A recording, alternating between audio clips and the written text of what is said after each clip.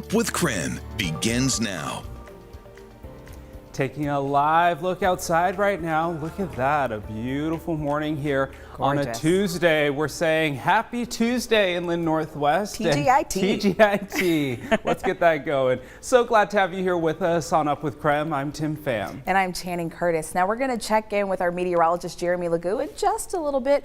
But first we want to get to our top story of the day. The Pfizer vaccine is now fully FDA approved. That's right. So we want to ask you, do you think more people will get vaccinated now that the Pfizer vaccine is FDA approved? You can vote in our live Twitter poll right now, and we'll be taking a look at your responses all morning long. You can also text us why or why not you think more people will start getting the vaccine at 509-448-2000. We'll be keeping track of your comments all morning on Up with KREM. Now, Pfizer's vaccine is the first to receive full approval by the Food and Drug Administration, and it's approved for Americans 16 and up. That's right. President Biden hopes this convinces vaccine holdouts. The moment you've been waiting for is here. It's time for you to go get your vaccination. More than 200 million Pfizer doses have been administered since the FDA granted it emergency use authorization. So as of now, only the Pfizer vaccine has full FDA approval. Both the Moderna and Johnson & Johnson vaccines only have what's known as emergency use authorization. So let's talk about the difference between full FDA approval and emergency use authorization. Full FDA approval requires at least 6 months of safety data. For emergency use authorization, the FDA looked at about 2 months worth of data, and during that time it tracked 44,000 people 16 and older who got Pfizer's vaccine. Full approval means the vaccine meets the same very high standards required of all of the approved vaccines that we rely on every day. That's according to a former FDA vaccine chief. Now, since the vaccine has been fully approved, it can be called something else now. Instead of Pfizer's BioNTech COVID-19 vaccine, it will now be known as Comirnaty. So since being approved, state leaders took to Twitter to push for more vaccinations. Washington Governor Jay Inslee is saying that it's clear there is no safer, faster, or more effective way to stop the transmission of the virus. Across the state lines, Idaho Governor Brad Little releasing a video about the approval of the vaccine. He tweeted, quote, "To our friends and neighbors still waiting to receive the vaccine, the time to get the shot is now." Washington Commissioner of Public Lands Hillary Franz is directing all DNR employees to be fully vaccinated against COVID-19 by October 18th. Now, in a thread on Twitter, Commissioner Franz wrote in part, "Given the unprecedented fire danger threatening Washington's communities, we cannot afford to lose a single firefighter, a single engine, or a single plane to a COVID-19 outbreak. We can't keep Washington safe unless our crews are safe first." So how does this affect a third dose of the COVID-19 vaccine? As of right now, that's not fully FDA approved, but there is an emergency use authorization for only people with severely weakened immune systems. Now, here at KREM, of course, we know that was a lot of information to cover in a very short amount of time, and there's always more to every story. That's right. So for more information on the FDA approval of the Pfizer vaccine, just text the word COVID to 509-448-2000. We'll send a link right to your phone. All right, just about 6:03 here on a Tuesday morning. Woo. A little bit chilly as you step out the door this morning. Meteorologist Jeremy Legoo out in the Outdoor Weather Center. We kicked him out. Just kidding. We didn't kick you out. We did. We love you. They did. Actually, I got a bruise on the side now. Ah, Jeremy. Yeah, but you know, you got your hot black coffee there to keep you warm outside. I switched. Kind of feel it has those fall vibes today. Fall vibes. I got tea.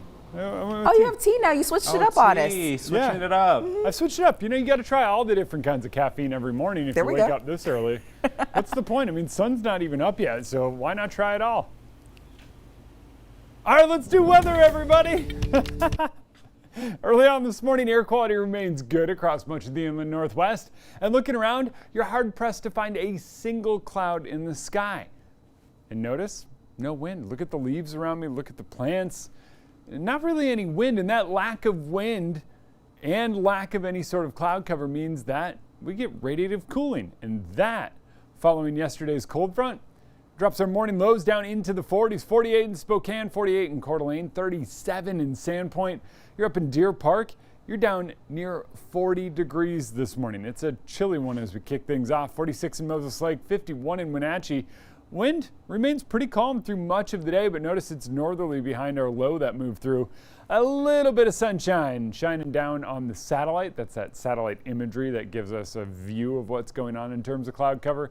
All you need to know is that there's really nothing, and back behind yesterday's storm, we're winding up pulling in a bunch of cold air from our neighbors off to the north. So thank you, Canada, for how cool we are this morning. And thank you, Canada, for how cool we stay today. So normally, we don't get much from them other than wildfire smoke this summer, but right now we are getting this, a beautiful day in store. Temperatures go from the mid-40s this morning to the mid-70s this afternoon. It is going to be a fantastic day. Now, normally I say Tuesday kind of doesn't really offer us much in terms of the work week. Today offers us some of the best weather we've seen in quite some time. It is time for your morning rush. More news in less time. The man responsible for crashing a truck into a Dutch Brothers coffee stand last Friday has an extensive criminal history. That's according to court records. The driver, McGavin Medrain, was in court on vehicular assault charges yesterday. According to court documents, the trooper at the scene of the crash examined Medrain and determined that he was intoxicated on an unknown substance. His criminal record includes 4 felonies and 10 misdemeanors in Idaho, most of which are vehicular charges. The body of a missing 23-year-old hiker from Idaho has been found. Tatum Morrell disappeared in Montana while she was on a solo mountain climbing trip in July. Investigators believe she was killed by a rock fall, and those who knew her say she was an experienced hiker. A meeting will be held at Mullen Road Elementary tonight to discuss the removal of the South Hill Dog Park. Now, previously, there's been a lot of criticism surrounding the dog park's removal from park goers. The district wants to replace it with a new middle school to accommodate growing enrollment numbers. That public meeting will begin at 7 p.m. Scary moments on board an Alaska Airlines flight in Seattle. Here's video of passengers trying to escape that plane at SeaTac after passenger's phone caught on fire. You can see the passengers using the emergency slides to evacuate. SeaTac says some people have minor injuries. Crews were able to put out what's called a battery containment bag. Well, that's your morning rush. More news in less time. Let us know what's happening in your neighborhood by using the hashtag #UpWithKREM on social media. Wildfires and smoke, a trend that's here to stay. A closer look at just how it's impacting our air quality. And as we get closer to the start of a new school year, more parents are worried their kids will get COVID in their classroom, and their concerns are justified. Nationwide cases among teens are skyrocketing. We're talking about why top school leaders believe in-person classes should still go on as planned. And we're going to take you outside today. Just about perfect in terms of weather. From the mid-40s this morning to the mid-70s this afternoon. This is kind of what we expect to see a few weeks from now, almost a full month away. And we stayed cool for much of the week. Our average high this time of year, about 82 degrees, falling to 80 by this time next week.